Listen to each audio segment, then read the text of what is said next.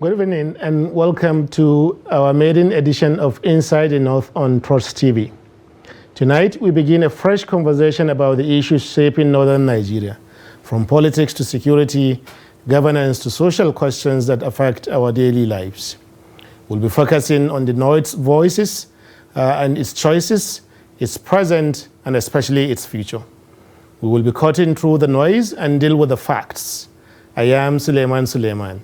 On this maiden edition, we sit down with Dr. Aliyu Modibbo, Dr. Aliyu Modibbo Umar, who is a three-time Minister of the Federal Republic and who, I must say, is old enough to have seen it all, but also still strong enough to remain active in the system. He was Minister of Power and Steel in 2002 under the Obasanjo administration, and then later on, Minister of Commerce and Industry in 2006, and to cap it all, he was appointed Minister of the FCT by President Umaru Yar'Adua in 2007. Presently, he is a presidential special advisor to the President in the office of the Vice President. You're most welcome, Doctor. Thank you, Doctor. Thank you very much. Thank you. But before we continue, just give us a few minutes, a few seconds, we'll be right back. Thank you.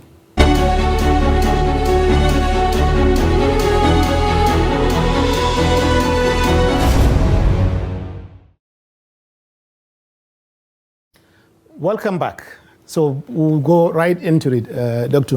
Right. When Nigerians of my generation, when we were growing up in the mid-80s and so on, we used to have this sense of pride, being Northerners, regardless of which part of the North somebody came from, whether they were from Numan in Adema, or they were from Jos, or from Kano, or from wherever they were. There was this sense of pride. But lately, that idea of, that sense of pride is not, doesn't appear to be as it used to be. Mm-hmm. People used to have this feeling, even as recently as a few weeks ago, people were campaigning on social media that they don't even want to be called Northerners. So, as somebody who has seen a lot of what it means to be a Northern Nigerian within the Nigerian context, but also locally, what do you think is going on? Thank you very much, Dr. Suleiman, for having me. You. Yes. And for sort of smoking me out, because I've not given an interview in a very, very long time. But for you, I made an exception because I like your intellectual demeanor, and also Trust TV is doing very well. Thank you. And when you told me this is going to be a maiden edition and it is going to discuss the North, I was searching through my brain and say, okay, what do I know about the North? Yes. And especially when you use the word pride, I think it's not, to me, is not, the word is not pride, it's awareness. Okay. That we are from this geographical entity in Nigeria called the North, yes, as opposed to the South and the East. Yes. Now, for somebody like me and few others, I think the North, as we were told or we knew, ceased to exist since the 1966 coup. Interesting. But we held on to that memory, to that fantasy that there's a monolithic North. Now, the Sardauna and his colleagues of blessed memory, sort of push for us, for our liberation, for our right in this federation. They safeguarded our rights and struggled for us to belong. Because at that time, when the European colonizers came, the colonizers on different levels. For the North, particularly when you take the House of Fulani North, the Caliphate North, we already had a system of government. So whoever read history in secondary school knows this concept of indirect rule. Yes. So they rule as that. In the South, particularly the Southeast, they ruled them differently, because they were mostly, of different ethnic groups and something like that. But what held us together, even though the North is the most diverse region in the country. You know, you can say the Southeast, which is mainly Igbo, is almost 100%, you know, monolithic. Yes. 100%, you know. The same with the Southwest. You can say in the Midwest, what was called Midwest then, you know, which comprises of, you know, Benin Kingdom and the rest of them, yes. You know, there are diverse major ethnic groups. But for us, it was very convenient, you know, to create this entity and say that, you know, the founding fathers, you know, were going to struggle for us to belong to this federation based on that geographical entity, you know. And then, but for me, like I said, that idea, you know, ceased to exist. Immediately, the military took over. They created a federation, and so, and then they emphasized the federation, and then created states. You know, so the states took, you know, the role and the functions of what used to be the Northern Nigerian government. You know, as we talk now, there's really nothing like a Northern Nigerian entity. There's no government, no laws, no Some nothing. people will say that even though it doesn't exist in formal aspect, right. in terms of identity, right. including political identity, right. it does exist. Yes. For example, even in the Second Republic, yes. when you had 19 states, you know, there was still Northern Nigeria. So that is why it is for our survival and convenience. We should have that identity. Thank you. You know, because if you take, just like you mentioned, Numan, for instance, and the other kingdoms in northern Nigeria, other than the Fulani or the Hausa kingdoms or the Kanuri Empire or something like that, you know, we were all each other's neighbors. You go out of your town or your village, and then you are in the next village, and you know, they may speak a different language, they may even practice a different religion, but you have some sort of affinity. And that is why it's absurd when I hear people trying to carve another identity called Middle Belt in this day and age. You know, Middle Belt, and then I saw even they are including some portions of my state, Gombe. They say, okay, Pilliri now, well, Kaltungo should be in the Middle Belt. How? We have more affinity with, you know, the Tangales, the Fulanis in Gombe, have more affinity, more relationship, more intermarriages, you know, they share our blood, we share their blood, than a Tangale to a Zuru man in Kebbi State. Interesting. Okay, or somewhere in Plateau State. You know, so it's just a rust, to be honest with you. What has happened over the years is that there has been some dissatisfaction. In my view, is really sometimes, yes, it is. There's a reason to it, but sometimes it's all a creation of political, you know, elites trying to latch onto, you know, the advantages.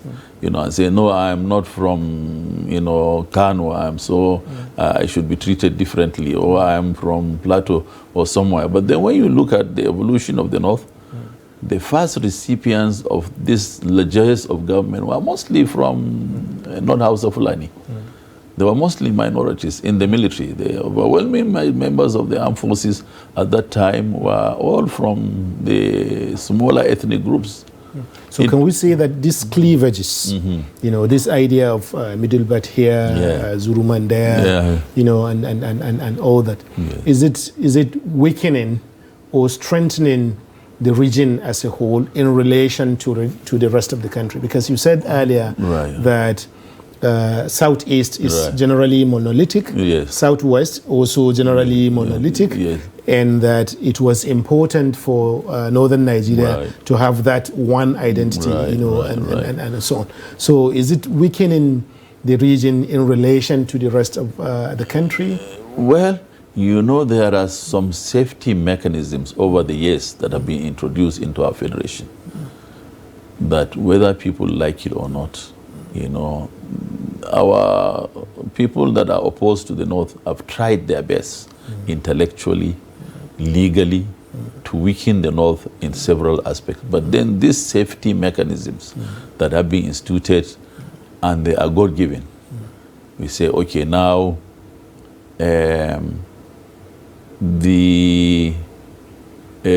what do you call it? The basic unit, if it is election, if it is distribution of resources, is based on population. Interesting. And land mass. Land mass, whether people like it or not, is found in the northern part of the country. And when we say the northern part of the country, we are talking about God already demarcated it himself to a large extent. You know, the river Niger, the river Niger cuts across, what is below is the south, and what is up is the north, And so we have the landmass. So whether you like it or not, we have to be counted. The so-called North has to be counted into the scheme of things. We have the population. It has been disputed over the years, but over and over again, we have proven, or it has been proven, that yes, the numbers are here. So whether you like it or not, if there's an election, it has to reflect that.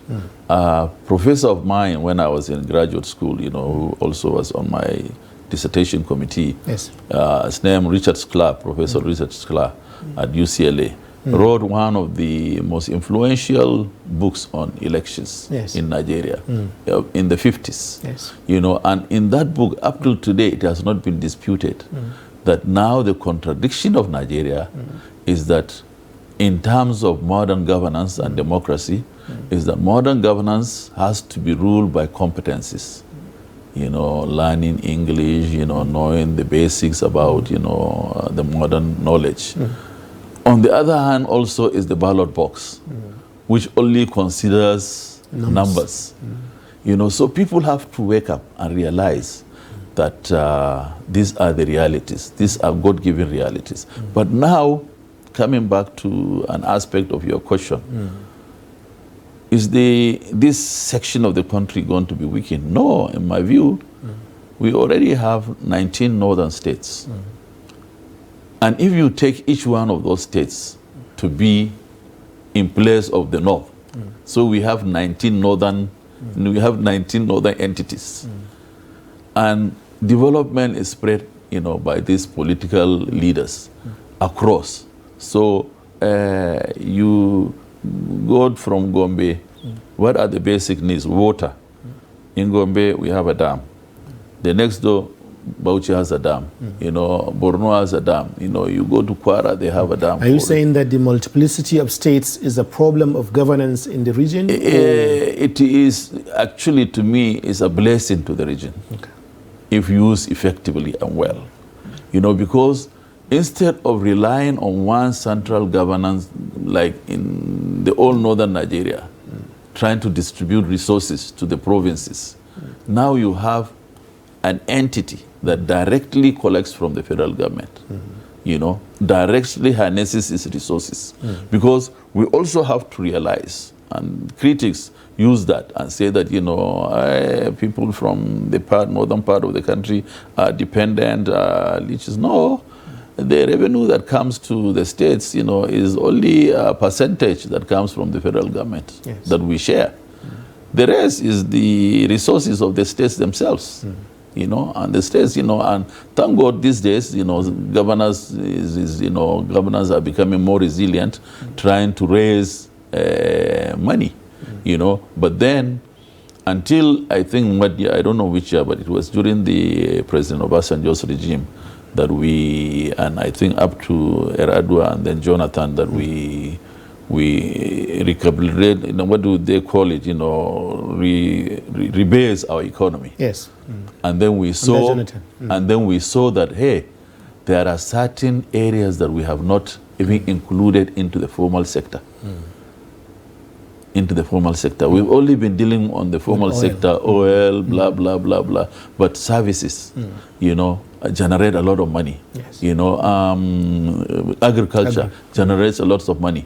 So if now the states are governed very well, you know, and then developments are well articulated, you know, instead of us to be chasing shadows, things that are really not necessarily useful. They may be ornamental, they may look good. So people will say you are campaigning for resource control right now. No, okay. Well, anyway, but if it is so be it, to be honest with you, as former Minister of Commerce and Industry, yes. I realized that if we had paid more attention to our industries and to our God-given natural resources, land. You know, we really will just be talking, oil will be a bonus to us. But every state has some endowments, either agricultural, either minerals, either, you know, service.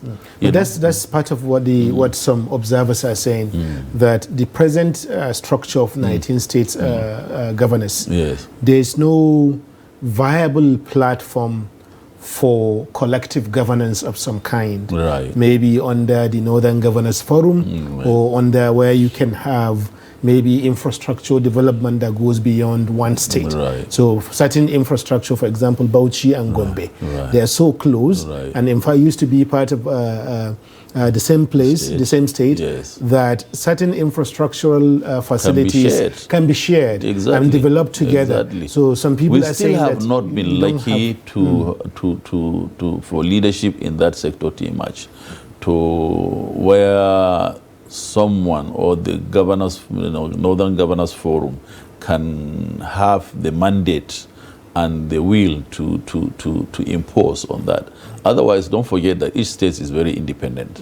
It's a choice. You know, the Northern Governors Forum is nothing but an association. It's just a fraternity, you know, more to speak. You know, they just go and, you know, I'm sorry, I'll offend some of my brothers governors, but it's a tea party, you know. But really, you know, and nothing is binding, really. You know, if you take, for instance, during the Buhari regime, there was no reason on earth why the Northwest, for instance, will be bedeviled by insecurity, serious insecurity, and there was no consensus on how to deal with it by those governors. You know, when you recall, even Kaduna, Abuja was impossible to go to. For many years, yes. For many years, you know. And when you think about it, you know, okay, Kaduna, Abuja traverses maybe only, is it 2 states? Yes. You know, FCT, from Niger. FCT, and Niger and Kaduna. During my time, I don't want to brag, but what I saw in FCT, and it led me to create a sort of what we call the G6.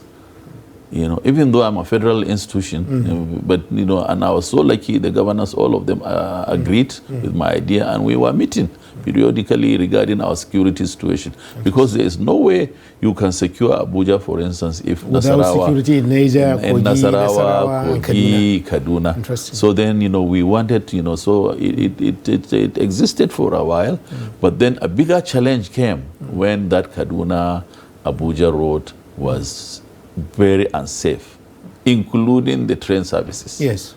And up till today, it behoves, you know, you wonder why, how that problem was not tackled at that time. Some people are saying part of the problem is the numbers that you mentioned earlier. That when it comes to elections, politicians from other parts of the country, whether they are from the south-south or southwest or southeast, they will just come here. They will sing ra-ra-ra songs and then get votes, and then they run away with power without any policy platform or agenda for the North as a whole. But do you blame them? Do you blame them? Did we go with anything when we were negotiating to support them with anything, a template, and say, okay, this is our demands as a unit? Have we done so? And also the fundamentals, have they been breached? When I say the fundamentals, is there any state under any whosoever is the president that their money does not come to them every month from the federation account? None.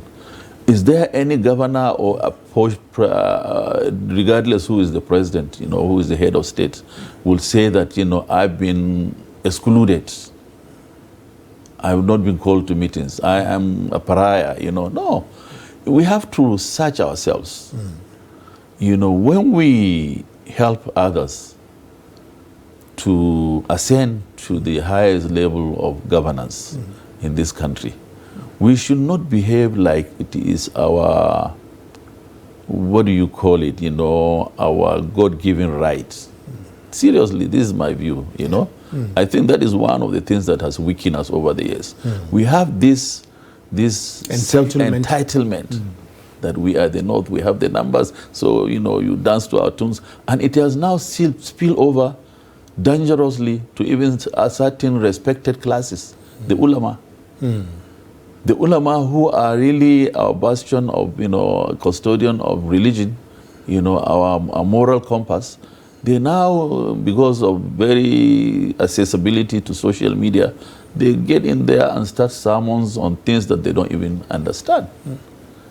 And the few of them that I know very well, I say, well, just like you are very versed in the Quran, in the Hadith, and you took time to study and become a big malam, a ustaz, a hafiz, the same thing you should learn the rudiments of economics, the rudiments of political science, and talk to us, the Mbokos, but we are not endowed like you, and we wish we are, but we can exchange. Pick a conversation, call us.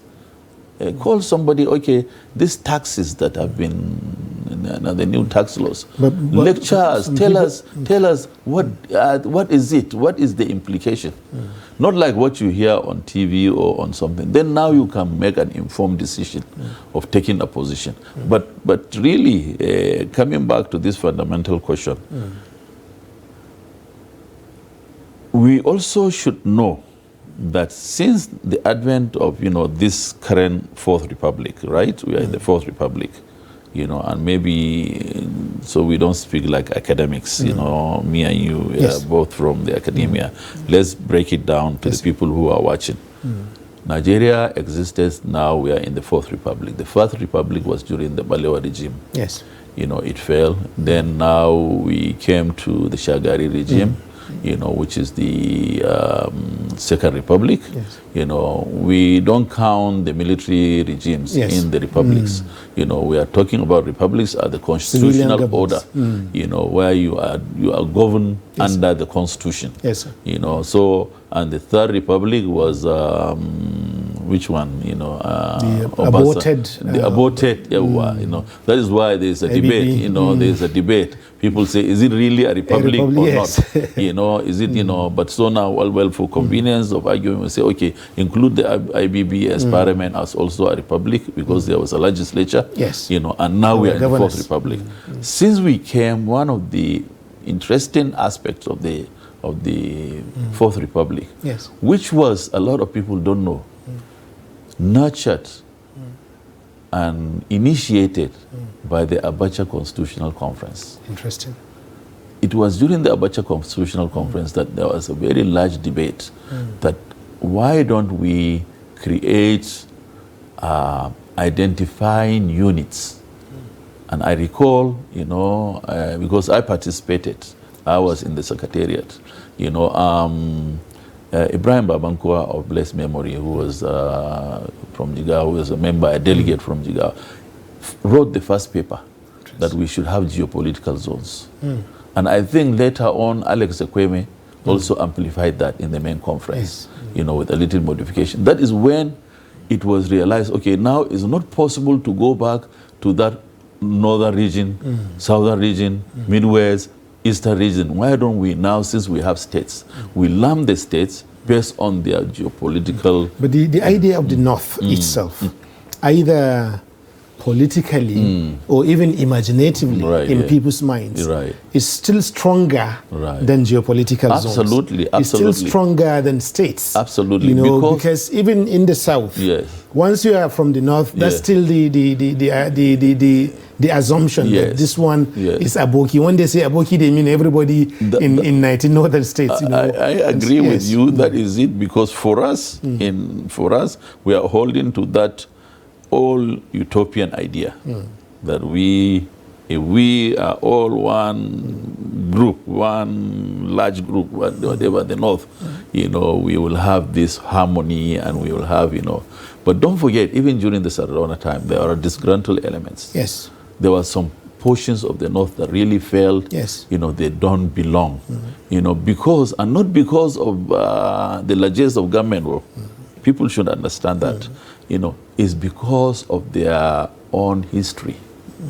They were kingdoms. They were, entities. If you take the Jukuns, for instance, they had a flourishing civilization. If you take the which other major groups, the Kanuris, for instance. But when Sheikh Usman Fodio came and declared the new order, yes, don't forget, people who really are conversant with this area, Sheikh Usman Fodio was not looking at the geographical entity. Sheikh Usman Fodio was looking at a new order based on justice, equity, and fairness. Yes. And that is why the Hausa rulers at that time were not fair, were not just, and they were not ruling according to the injunctions of Allah, of God. And so he introduced and got lieutenants, and then people also misunderstand, unless if you read history, that they thought all the Sheikh Usman Fodio lieutenants were Fulani. They weren't. No, they were not. All the flag bearers, about, not out of the 13 flag bearers, maybe only 5 were really pure Fulani, like him, his kinsmen. All the rest are ethnic groups from those areas that established their own emirates or something. So that seeped into northern Nigeria. We realized that we have common problem. We were not educated, at par with our fellow citizens from the south. We didn't have schools.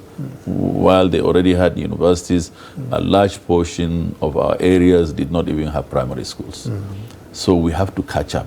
So the Sardaunas and, like I said, the Palewas and their Ribados and, their colleagues and Michael Audububa, all those, congregated say, okay, we cannot fight the battle individually with these our counterparts because they are way ahead of us.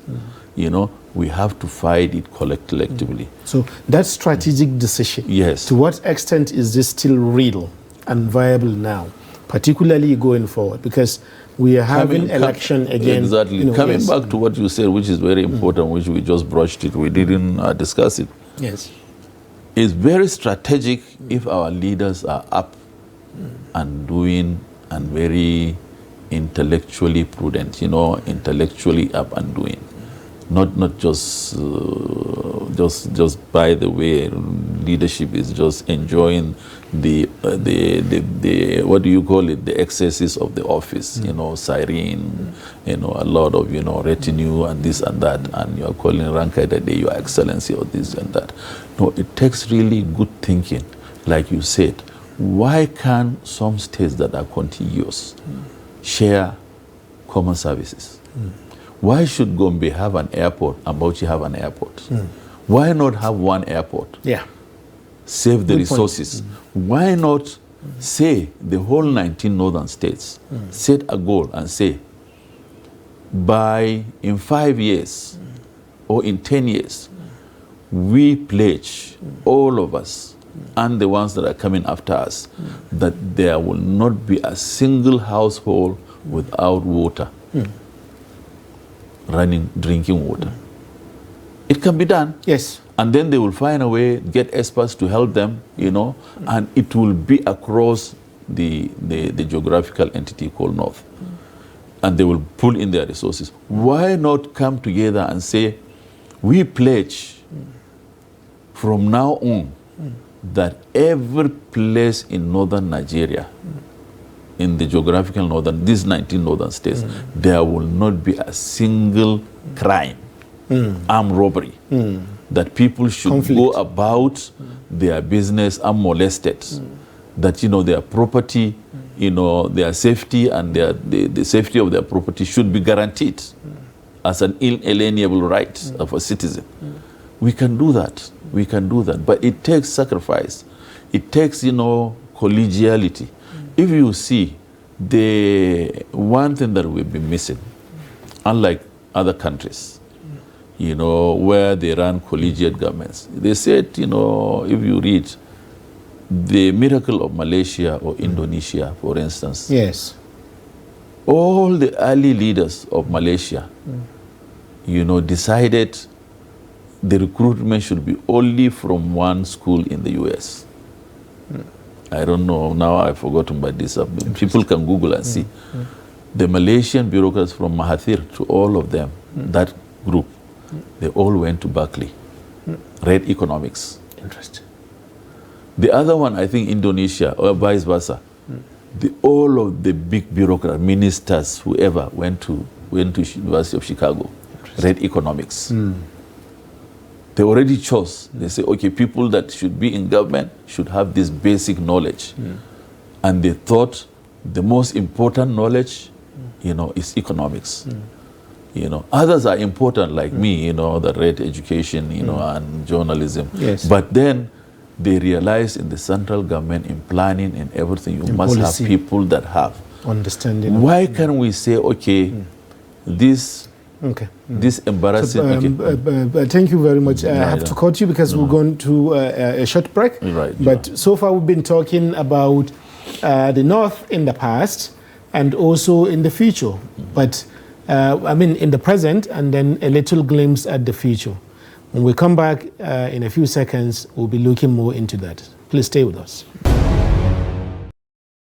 Welcome back. With me is Dr. Aliyu Modibbo Umar, who, as I said, a three-time Minister of the Federal Republic and currently a special advisor to the President in the Office of the Vice President. And we're discussing issues around northern Nigeria yesterday, today, and tomorrow.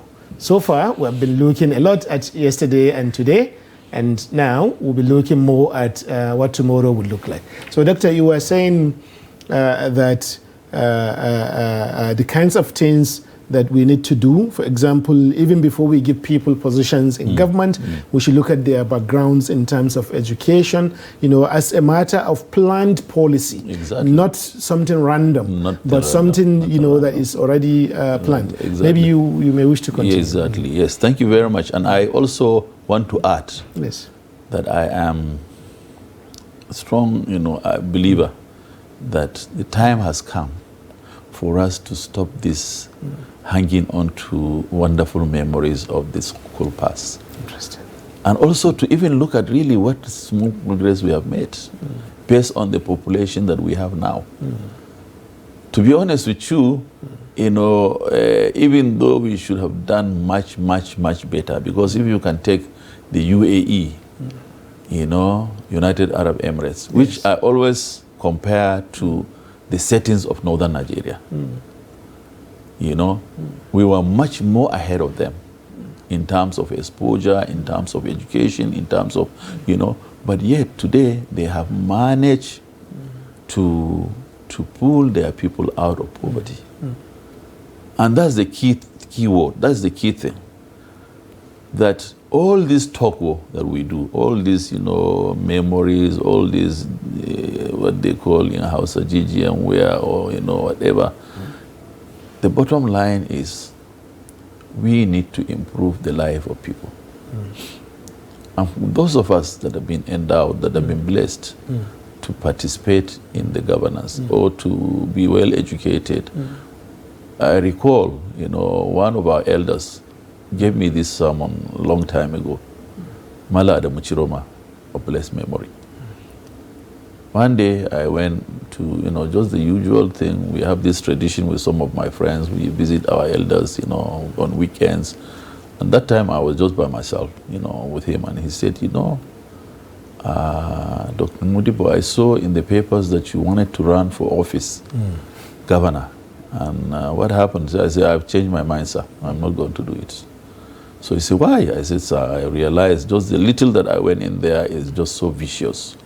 Not only is the issue of money, which I don't have, and I'm not willing, even if I do, I will not spend my money to go, my halal, to go and buy haram. You know, because if you have money, then you pump it into the election. So what do you expect? When you go into office, you recoup it back. Absolutely. So you are parted with something that you know how you got it. You know, then now, you know, so, but by the way, you know, so then he listened to me attentively. And then I said, also, I realized that for some of us that have been away from home for a long time, you know, we have been maligned. You know, the moment a small boy will just look at you, what have you done to us? What have you done for us? You have not done anything. You are there. So you're talking about progress in what areas? You know, that is what I'm saying. You know, that is what I'm saying. So now then he told me, after listening to me, he said, well, you know, it's your right not to contest, you know, not to vie for any office. But let me tell you, Dr. Modibbo, always remember that talakan mu yana bin mu bashi ni da kai. Meaning that our common folks, our common person that have not been so lucky like us to go to school, to excel, to become this and that, we owe them. Absolutely. And he even illustrated something that I never thought about that time. He said, you know, and when I say talaka, I don't mean the wheelbarrow pusher in Muse Market. Yes. He said, because that person already knows how to get to Abuja. Yes. The talaka I'm talking about, who are the majority, are there in our nooks and crannies of our areas, of our villages. Local governments cannot even afford 3 square meals a day. You know, so whatever opportunity we have, we must try to pay that debt by helping institute policies that are good, that will reach them, that will also pull them out, so that they will be where we are, you know, or even if they, not because of they have been denied, but because if they decide not to do it, that's their choice, out of their choice. But that right should be there, the equality of opportunity should be there. So that's that admonition really stuck with me. Doctor, I didn't want us to start this program, a maiden edition, with political issues. Right. I wanted us to focus more on analysis, understanding, the sort of responses that you are giving. But some political issues, we cannot escape them. Exactly. So you mentioned earlier that we're having... numbers are important in terms of electioneering, in terms of power, and as an advantage that northern Nigeria used to have. You know, and we're having an election maybe in 9 months or in 10 months, because the election may hold in December or even January. So we're already in election season.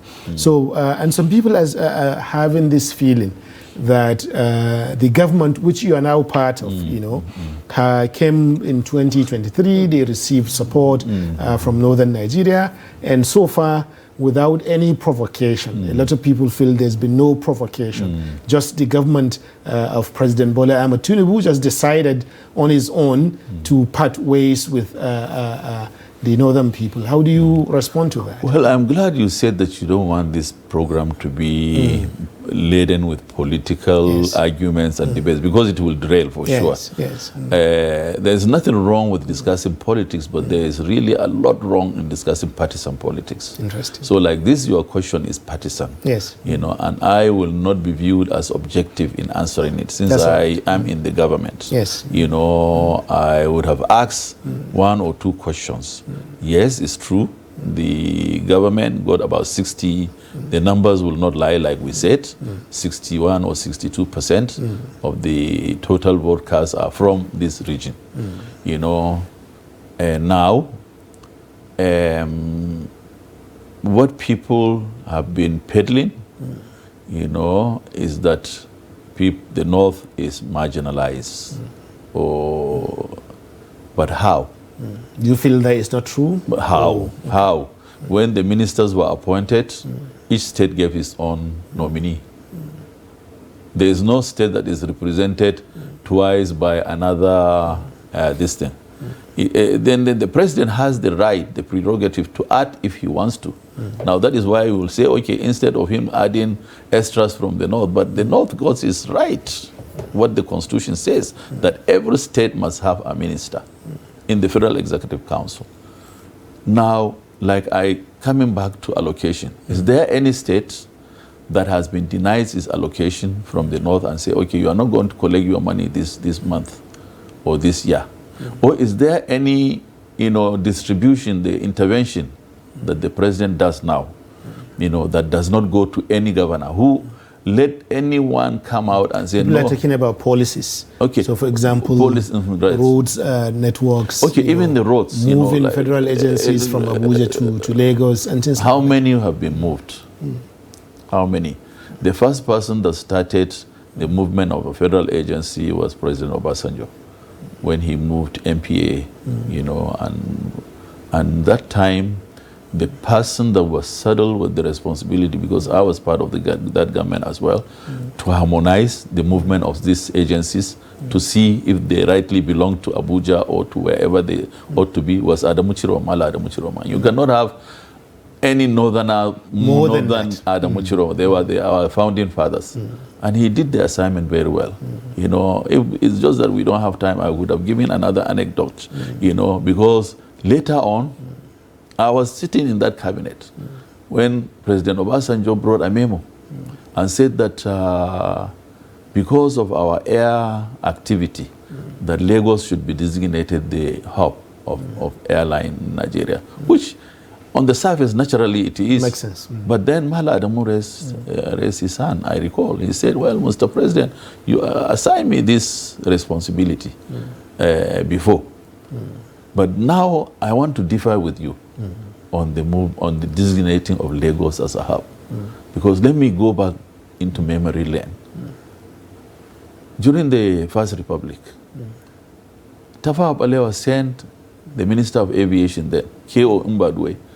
Those older now know him, yes. Man of timber and caliber. Yes. He was the Minister of Aviation. Came to Sir Ahmadu Bello, the Premier, and requested that the hub, airline hub, should be moved from Lagos to Lagos.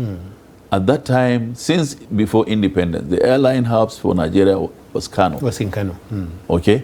So the Prime Minister said, no, it's not possible. I'm not going to allow, I'm not going to concede. Go tell your Prime Minister I'm not going to agree. Then K.O. Mbadwe, we were told, Mala Adamu Chiroma recalled the story and said, but K.O. Mbadwe in his eloquence convinced the Sultana with one argument.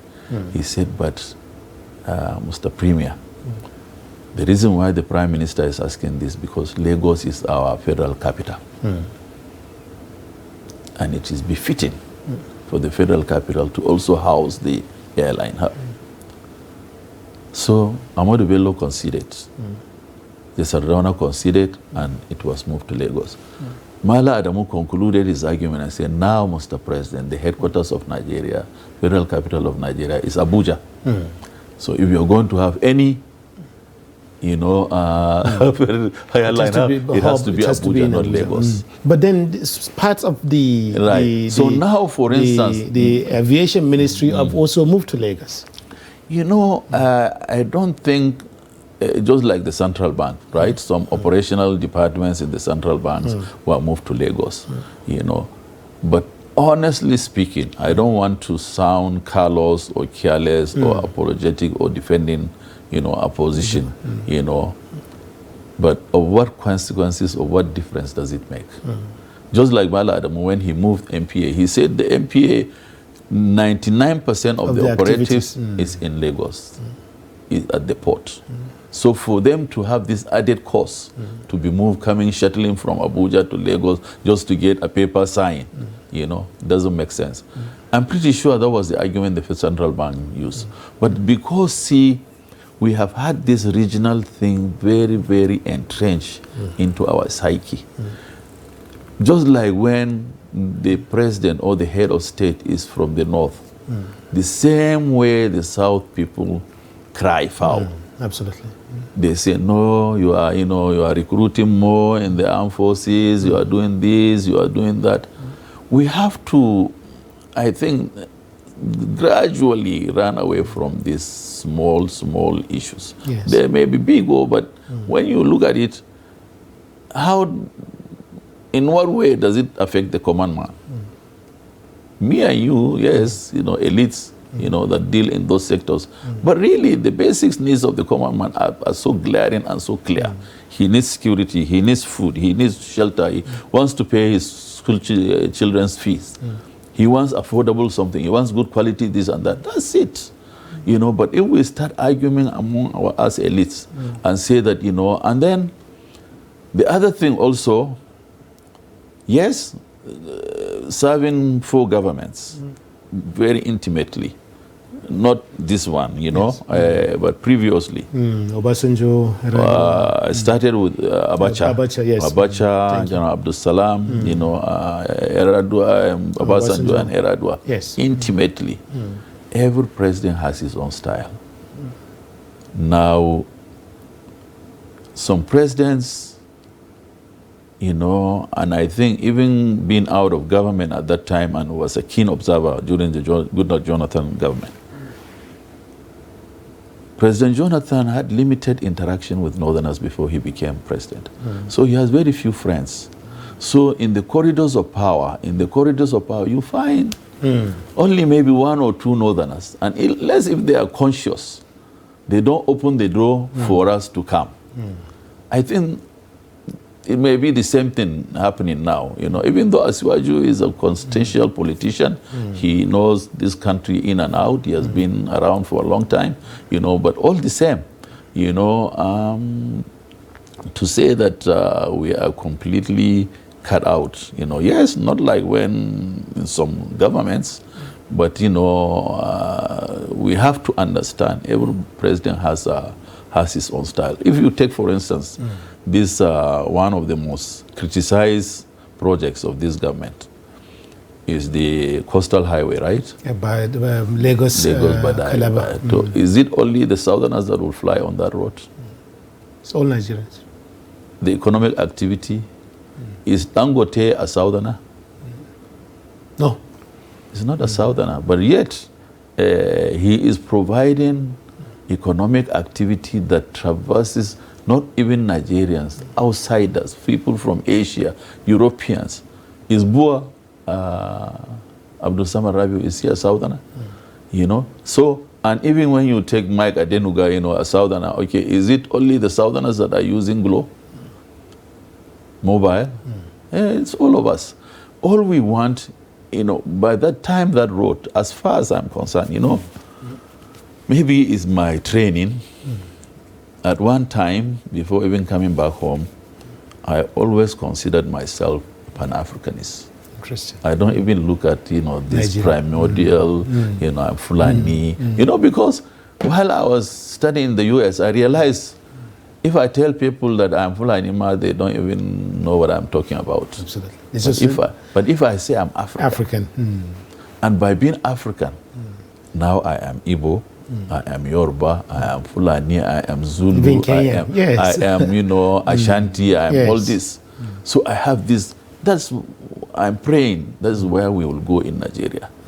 Also is something that I've learned from President Obasanjo when we meet in different occasions. He said, what Nigerians don't understand, we have come so long, God has put us together, that without any component of Nigerian, we are all diminished. Imagine you are a Nigerian, or you are another, now you have a different republic, and you cannot share a country with, say, the Igbos or the Ijos or somebody. If you remember your classmates, your friends, the wittiness of some of them, being fun, and then all of a sudden you are cut, you are different. So, Doctor, we have just a few minutes left. So, where do we go from here? As a last word, for the idea of the North, where it used to be before, where it is now, but more importantly, where do we go from here, in Nigeria? Not just within Nigeria, because you are still relating with the rest of the world. Right. There are many issues now that bind northern Nigeria with other parts of the world, which subsequently we'll be talking about. But for now, as a last word to our audience, where do we go from here? Thank you very much, Doctor. What I am praying for us and our children, particularly our children, is for them to excel and become like Aliko Dangote. Interesting. And become like Abdul Samad Rabiu, and become like all these icons that on their own they have overcome barriers, they have crossed boundaries. They are now, and nobody knows that they are even northerners, House of Fulani Muslims. All people remember is that they have done so well, they don't even work for government. None of them has ever worked for government. These icons that I'm telling, and there are a lot of them that I see, that have potentials. And leave then the few of us that want to be in governance, be in the legislature, be House of Reps members, be senators. Let us also walk with the fear of God. That your primary mandate, is there to make sure the living condition of your people is much better than you found it. So if we can build upon the same thing, if you are a governor, you have already taken an oath of office. Please leave that state better than you found it. So that the next person also will take it to the next level. The next person will take it to the next level. And let's also live within the ambit of the rule of law. The ambit of the rule of law. Nobody should be above the law. As long as we have law, a lot of things will just flow. Then lastly, which is something already I've said, let's have the fear of God, which is summarize everything. But let's not be lying too much. Wallahi, I realize that one of the bane, particularly for us, is that we have become a nation of liars. Interesting. We lie to ourselves, we lie to others. Is somebody that will just look at you into the face and say a big lie, something that is especially not, when they're in leadership positions. In leadership position, I'll do this to you, and he's lying. I've done this, he's lying. Or he will invoke certain things. We are being killed, we are being marginalized. It's a lie. He has not deeply gone into the reasons. And people look up to us, the elites. And when I say elites, I'm not talking about those that have gone into Western education. I'm talking about just like earlier I told you, the ulama. Yes, the religious leaders. They are elites. They are elites. They are all part of our class. Yes. They are privileged. They are not like the common person. The market people, whoever has certain amount of influence, even if it is just in your neighborhood, please live by the truth. Thank you very much. And I think on that note, we come to the end of today's edition of Inside the North. We want to thank Dr. Aliyu Modibbo once again, Modibbo Umar once again for being on this show. And we hope that some other days we'll be able to bring you here again, for example, to reflect on your experience as FCT Minister. I'm really interested. No, I'm not going to do that. Let me say. No, that's all right. Thank you. Also, thank you to our viewers for staying with us. And we hope that you will join us next week when we bring you another edition of Inside the North on Trust TV. Bye-bye.